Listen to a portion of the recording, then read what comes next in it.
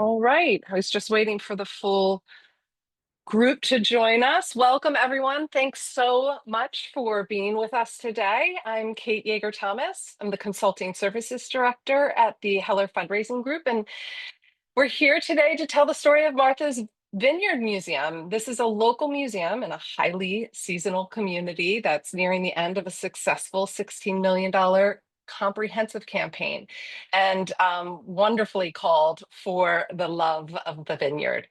I'm joined today by two people who know this unique community very well and who have been integral to driving this campaign forward. First, Heather Seger, Executive Director of Martha's Vineyard Museum, and Devon Lawrence, a Heller Group collaborating consultant and the project leader for the MVM campaign. You both are muted, but I'm going to welcome you in just a moment. Heather was already an experienced fundraiser before she joined MVM as the advancement director in 2018. She formally stepped into the role of executive director in 2021 and led both the organization and the museum's fundraising through this ambitious campaign. Welcome, Heather. Thank you so much for joining us today. Devon has worked with a range of nonprofits focused on the arts, social services, community development, and more, including roles at the Metropolitan Museum of Art and Robin Hood Foundation. Devon also brings a personal perspective to this project, as she and her husband have vacationed on the vineyard for years and even lived there for part of the pandemic. Thanks also, Devon, for joining us. Good to see you both. Thanks for having us. Excellent. So I'm going to get a little bit of a context for this project before opening it up to a great conversation with Heather and Devon. So we can move on to the next slide.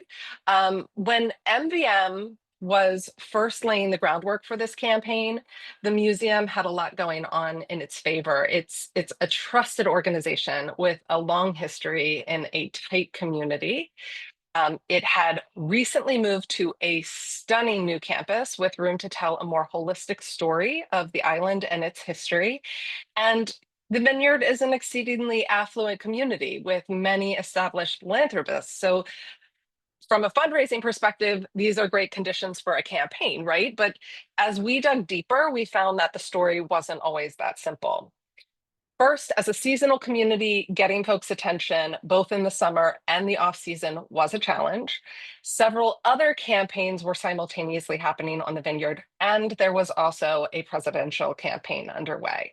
So to be successful, MVN would have to compete both for donors' attention and their dollars. We can move to the next slide.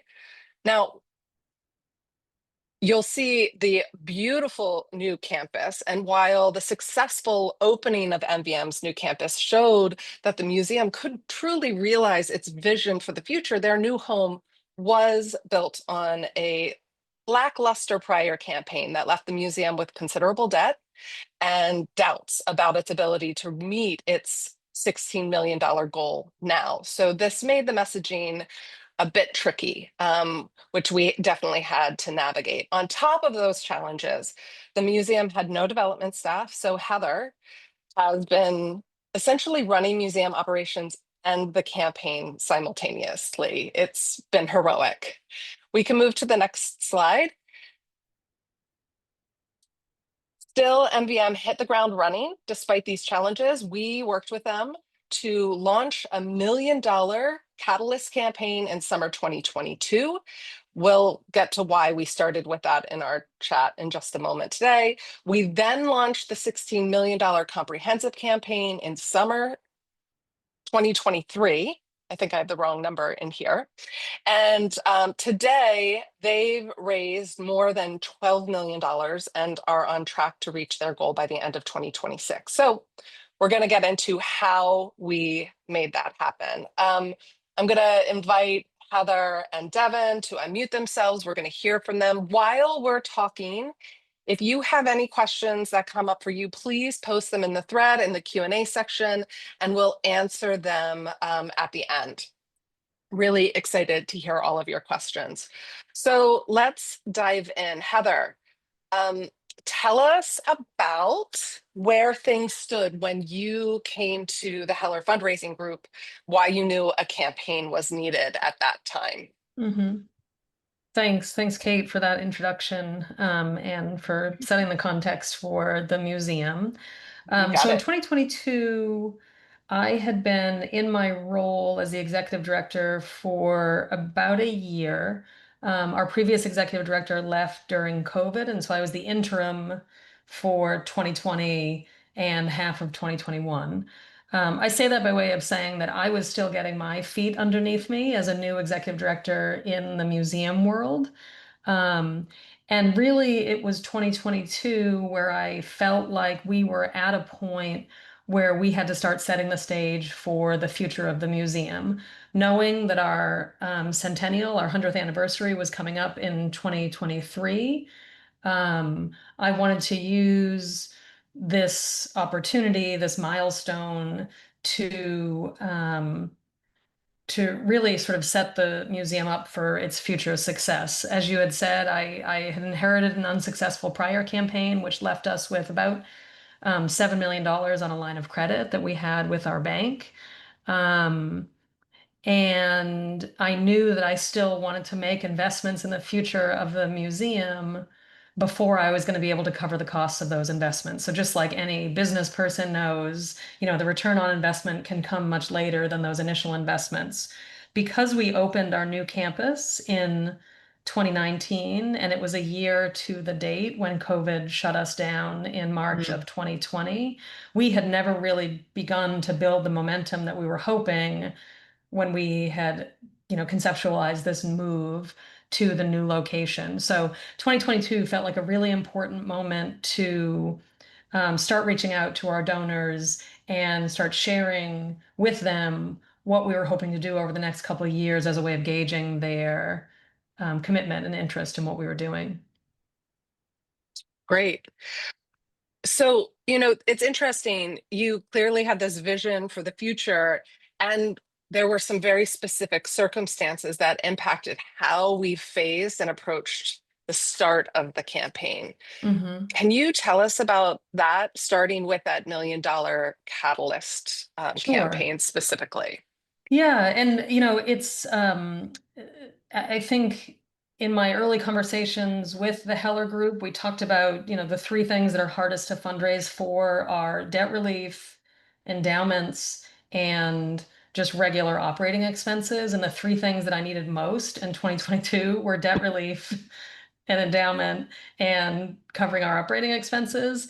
And so Yep. we really started with the debt relief, which is not sexy at all, not typically that engaging, a topic to talk about with donors, but we had some time sensitivity around this, and that helped us. So our bank said we weren't going to be able to renegotiate our loan with them. It was a line of credit until we paid it down to the $6 million mark. And as I said, we were hovering right around $7 million. And so that gave me an opportunity to start talking with folks who were really close with us about what we called a catalyst fund. And this was going to catalyze um, our future financial success by first renegotiating this loan with the bank.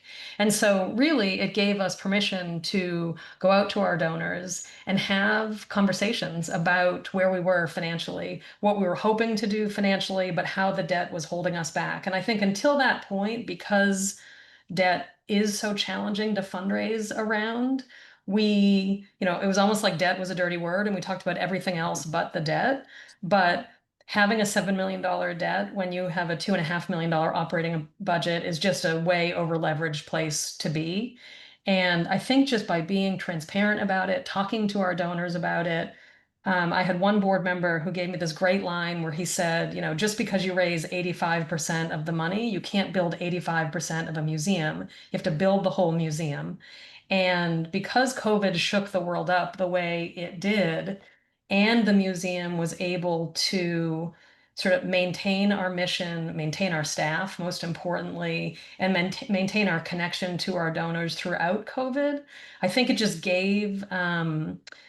gave the catalyst real meaning for people, and they could see that they could really help us to get to this place where we were trying to go in a very concrete way. Um, so really we used it as an opportunity for relationship development and Mhm. letting the donors in a little bit to understand how we were thinking about things, to ask their advice, to ask their perspective.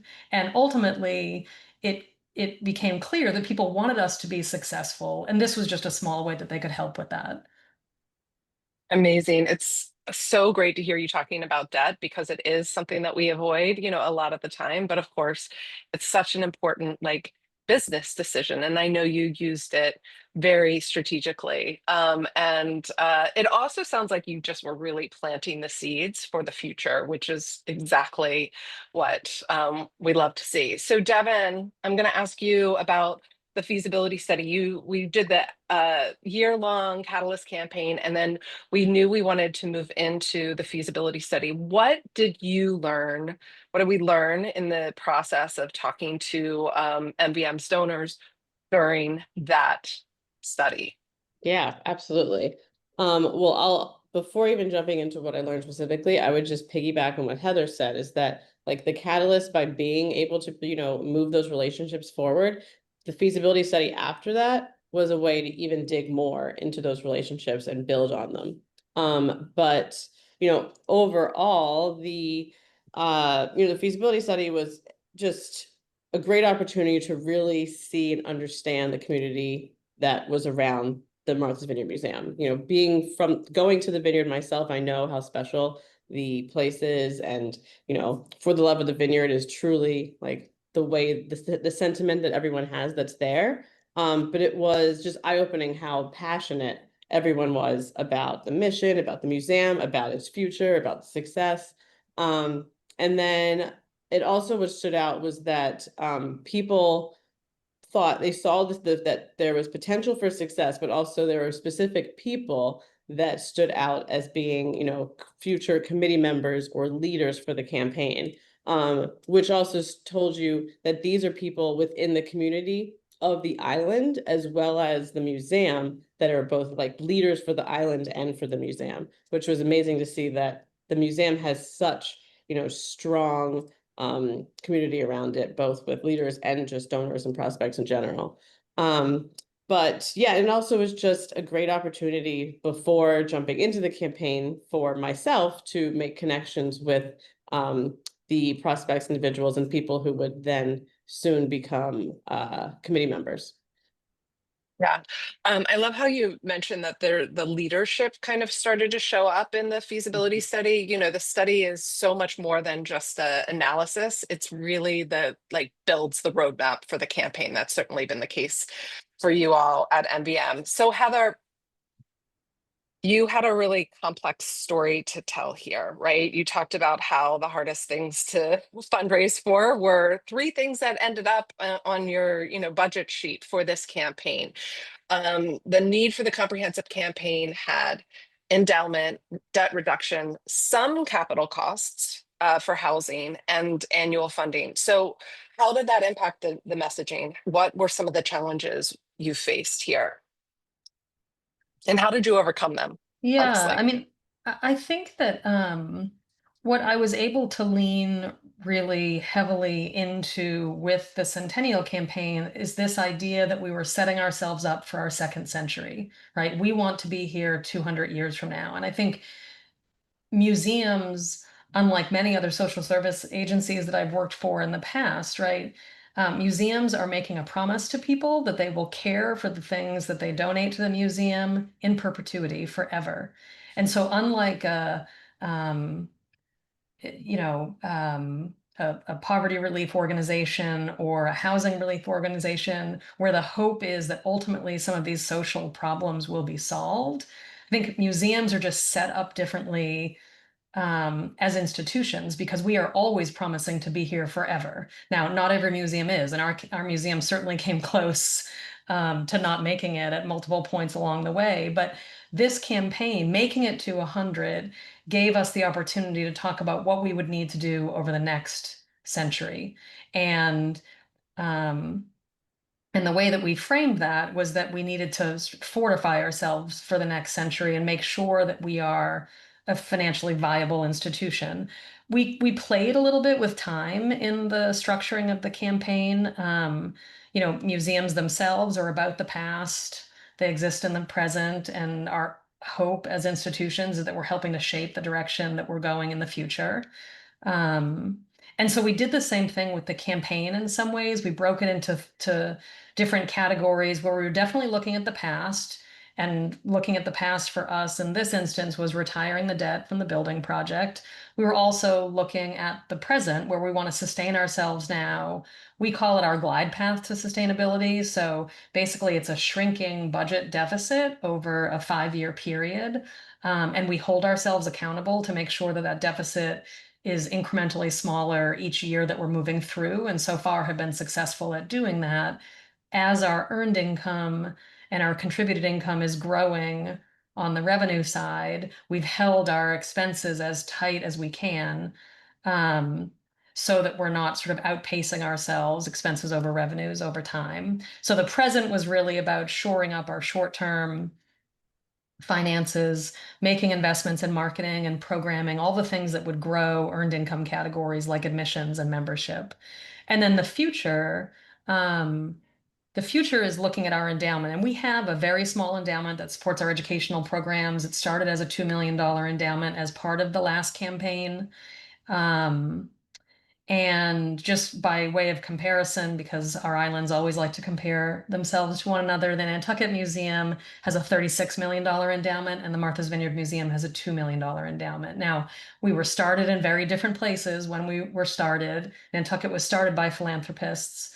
The Martha's Vineyard Museum was started by librarians around the island who were concerned about losing works on paper related to the island. And so we are sort of overcoming those very humble beginnings and just now beginning to think about our future in a very serious way. So this campaign is aiming to add another $3 million to the endowment to bring it up to $6 million, which basically gets it to a place where we can manage the money rather than just putting it in a mutual fund, which is where it's been in the years that we've had it. Also looking towards the future, like many places around the country right now, as a resort community, the island, who does have a thriving year-round population, is in a housing crisis. And so we do have a couple of homes that have been donated to the museum over the years, and part of this campaign is renovating one of those homes on our campus into staff housing. But all of this is to sort of invite donors into our 100-year mark to be a part of making sure that this institution is still here for their grandchildren's children 100 years from now. And because, like Devon said, we really tapped into this idea of love, for the love of the vineyard, we were able to tap into this place. I mean, there's a book written about the island that's called The Place My Heart Calls Home. And there are so many people who feel that way about this island. And if we can just tap a little bit of that to sort of draw some of that support towards the museum, it can be really effective. And it has been. And so I have found that I don't end up talking to people about debt and endowment and housing and deficits, although I do. What I end up talking to people about is why they love this place so much and why there are so many stories about this place that they want to see us continue to be able to share. And in order to share those stories, I need to have the financial structure to exist.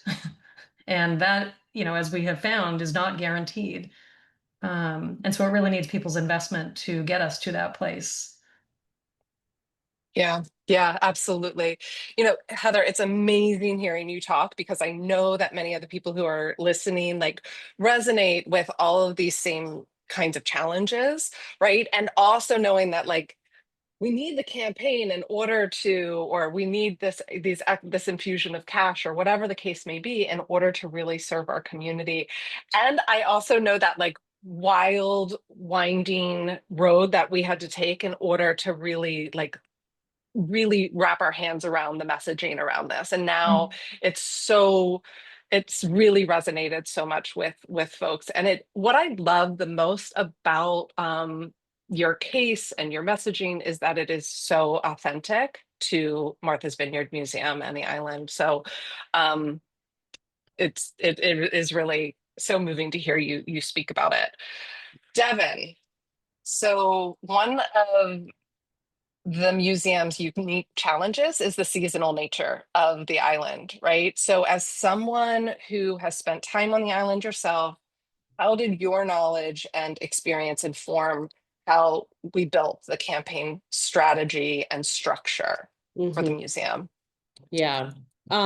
So being a, multi-year campaign, and really when you think about it, it's a seasonal museum, a seasonal organization, the high season is from June to August. So there's a minimal window of when you really like when people are on the vineyard, there is for the love of the vineyard is all the time, but when you're there. So it was creating a structure that was, you have most of the high volume activity is happening over the summer. And that is where the cultivation, you're seeing people are coming to the museum.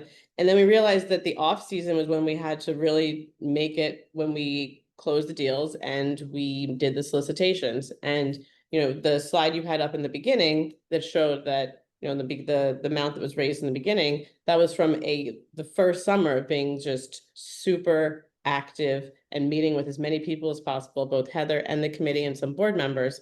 But then there's also the challenge of that when people are on the vineyard, they are busy, people are there to be with their families and to spend their summer vacations. So, finding that time to actually meet with everyone can be a challenge. So the off season, we realized we really needed to focus.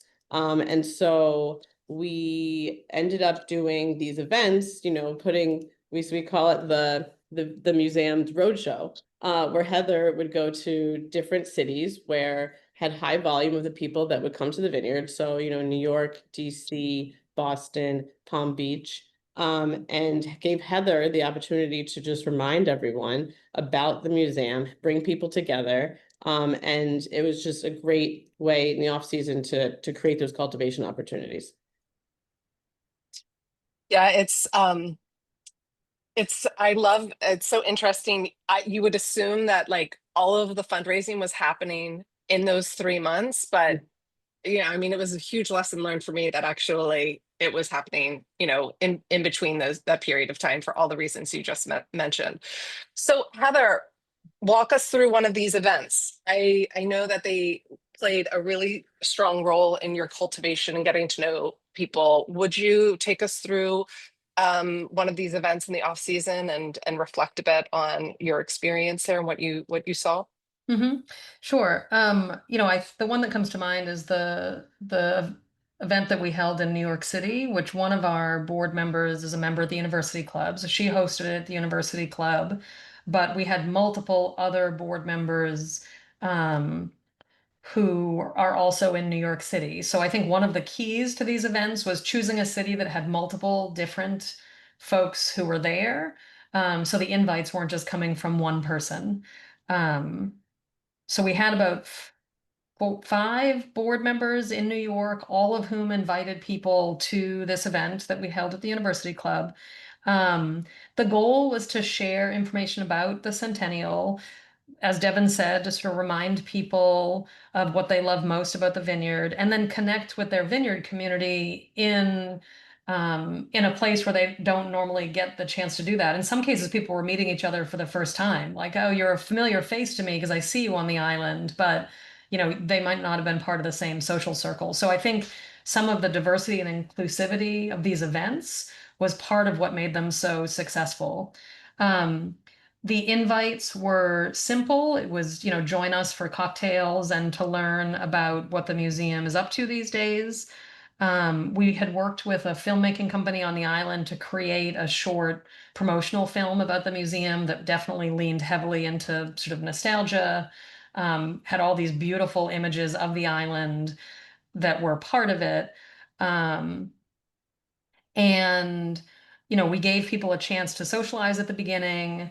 We then had the host share a little bit about what she is excited about for the museum in its 100th year.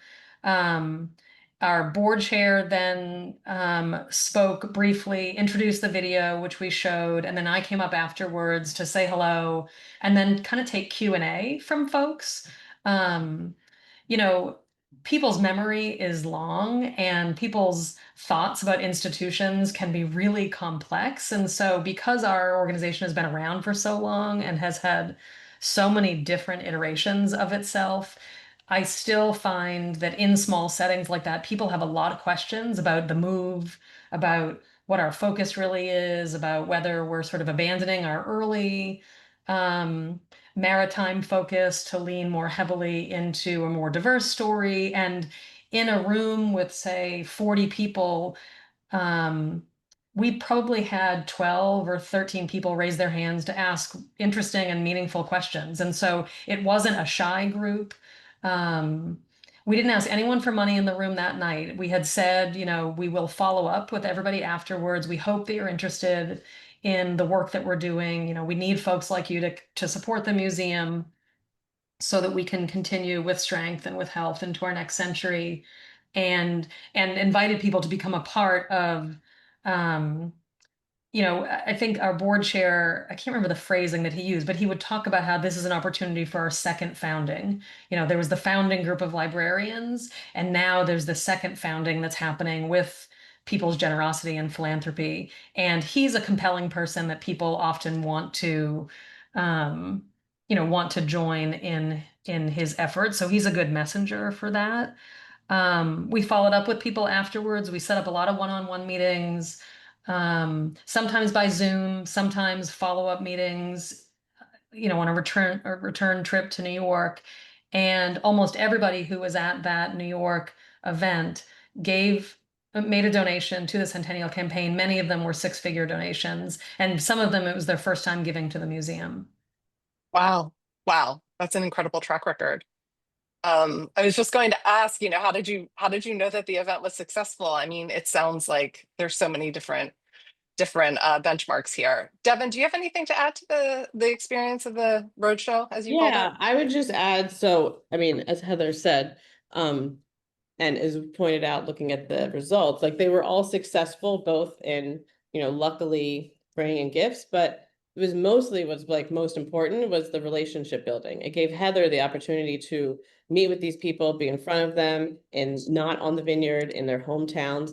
But it also allowed for Heather to, while she was in those places, to meet with other, prospects and donors and have these very special, intimate meetings with them that you couldn't get on the vineyard. Because you're on the vineyard, people want to come for a tour, they want to meet her at her office, which is normal. But, she was able to be in their cities, and, some of those meetings were going to other museums and just taking people to other museums to see other exhibitions and just talking about museums and how, they make you feel. So, yeah, it allowed Heather to both in those events, but then also outside of them, really focus on that relationship building.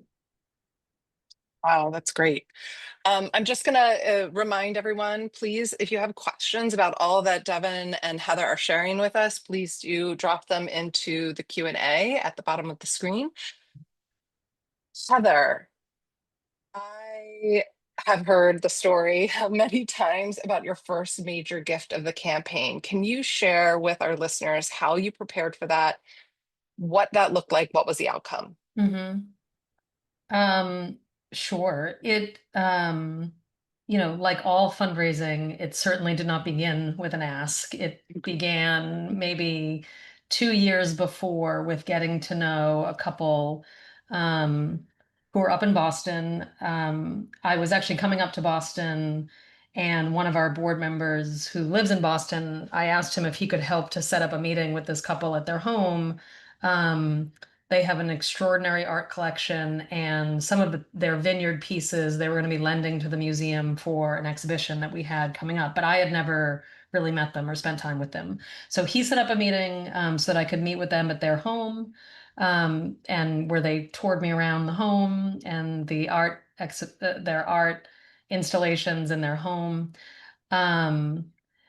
The following year, we then asked them for some support of the Catalyst campaign, which they gave, and then encouraged me to to use their gift, which was a $100,000 gift, as to motivate others to give towards the catalyst, which we were successful at doing because they are known here on the island and people really look up to them in terms of the organizations that they're supporting. That $100,000 at that point was the largest gift they had ever given to us before. There had been a lot of small gifts through the years when people asked, but nothing bigger than that. And so then I think they were interviewed during the feasibility study, and it was Devon who said to me, I think we should be preparing for a much larger ask. Now I'm not going to share their name because they're an anonymous donation, but they are a couple whose names are in a number of places around the Boston area, museums in the Boston area. They've supported very generously. And so, we had a couple of conversations at this point, and he is so lovely and kept saying, "You're so terrific. I love your leadership of the museum. I love your vision for the museum."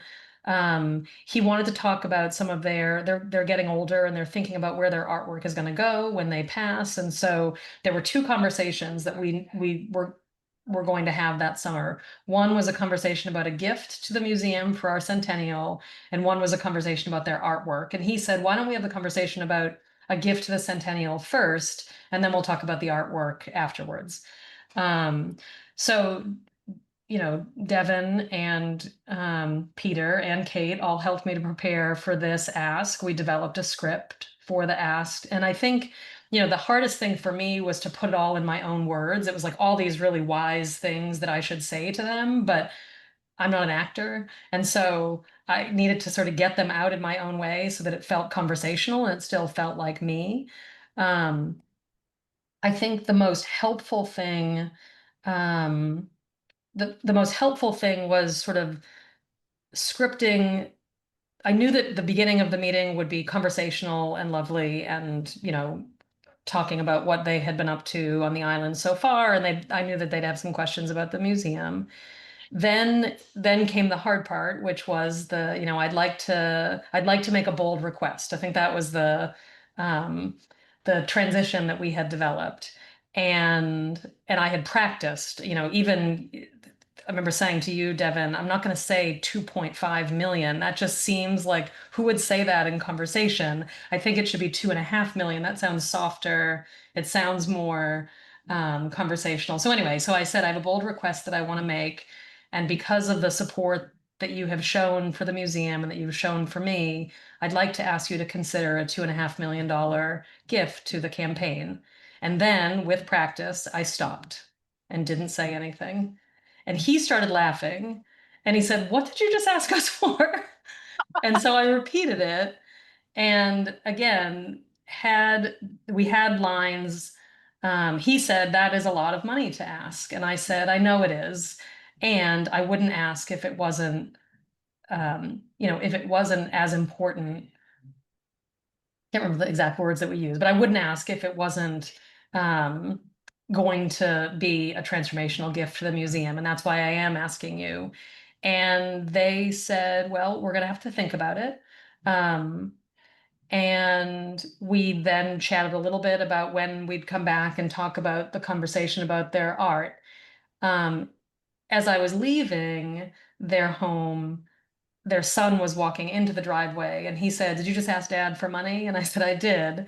And he said, "What did you ask for?" And I said, 2.5 million. He said, "Well, what did he say?" I said, "He's going to think about it." He said, "Oh, that's a yes. He always says he's going to think about it if he's going to say yes. He would have said no if he wasn't going to do it." So I felt good leaving because of what their son had said to me.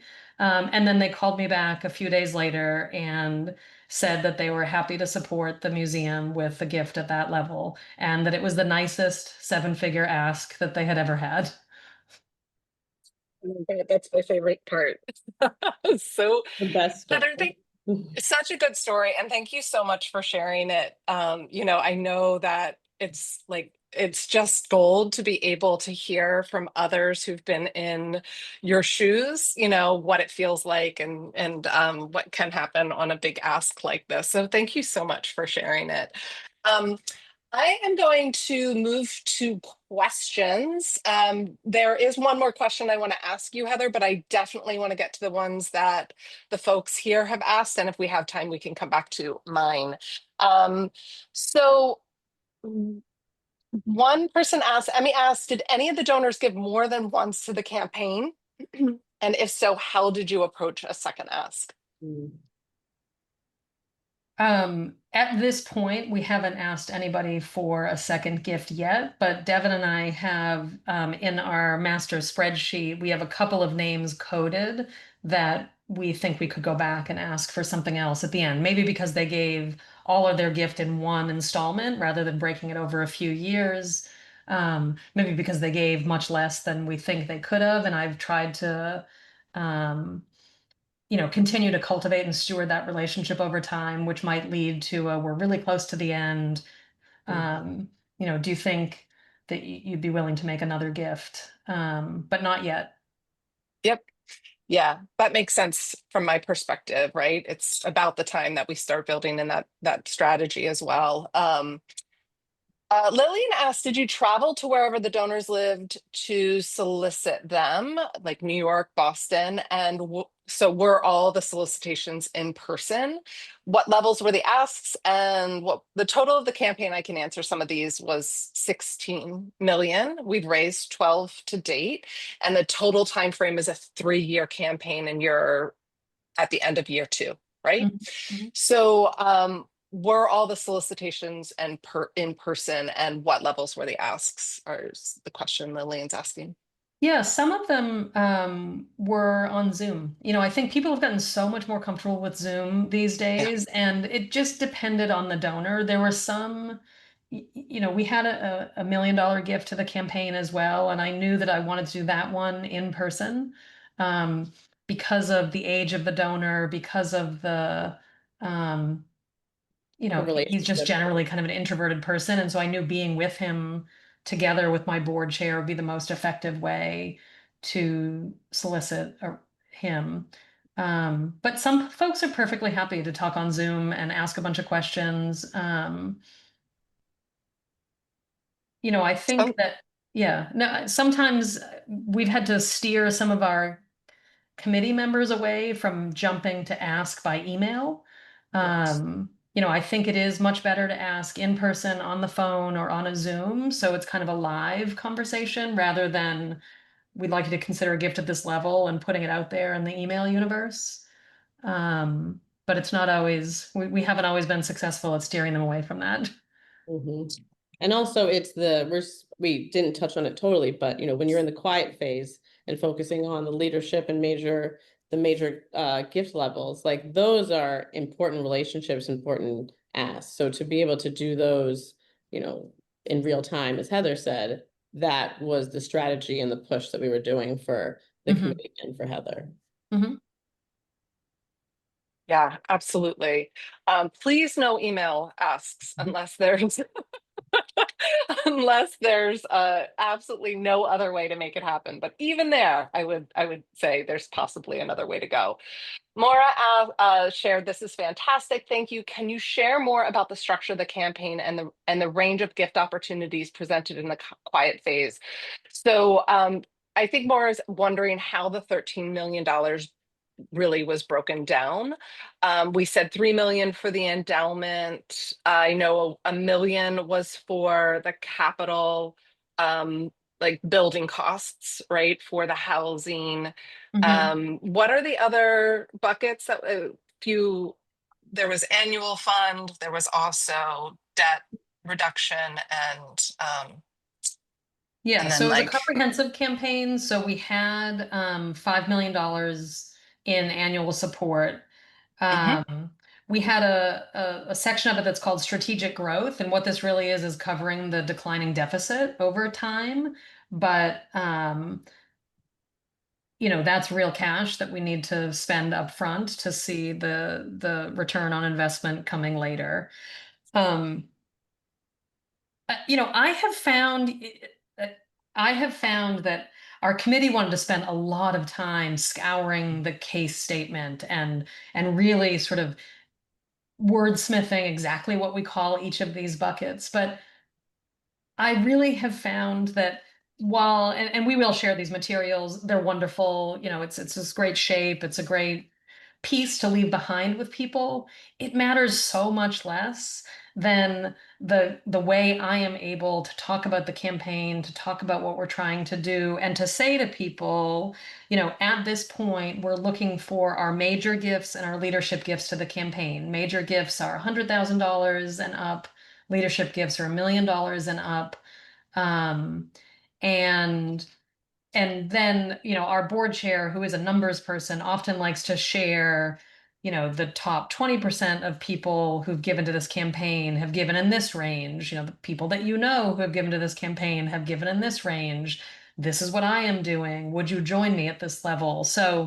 Um, so I have found that the technical breakdown, although our finance committee uses it as we're planning, our board is looking at it all the time. I don't have any donors who have said, I only want to give to this and I don't want to give to that, with the exception of a gift towards the endowment. Um, And the naming. that was the $1 million gift. Yeah, and then we do have naming opportunities. Yes, but even the naming opportunity, that was a $500,000 naming opportunity, it wasn't like a direct tie to, I'm going to spend these $500,000 on this thing that your name is now on. It was still kind of a gift to the campaign in general. And now your name can be on our education program, which, like everything else at the museum, is growing, diversifying, expanding right now. Yeah. Great. So you shared that we are definitely going to share the campaign materials with you all, so you can see that they are beautiful, and a good leave behind, but not the heart of the strategy. Maura asks, well, one says, congratulations on that ask. I'd love to hear how the museum overcame, in quotes, the ghosts of campaigns past. It's a very real thing. And she says, it sounds like your leadership was essential for rebuilding trust and confidence. Such a good question. Heather, can you address how you navigated that? Yeah, I mean, I joined the museum at the very end of the last campaign, and I came in as the advancement director, as you said. I had been an executive director in New York City at my organization there, and I was like stunned at how we were handling fundraising here at the museum.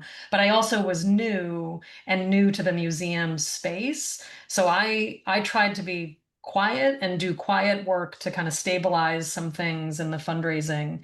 Um, on the fundraising side. Once my predecessor left the museum, um, I was able to talk a little bit more candidly with people about some of the challenges around fundraising in the past. I mean, you know, each of the three executive directors before me at the museum either left or were asked to leave after a failed attempt at raising money, you know, which is a terrifying space to walk into.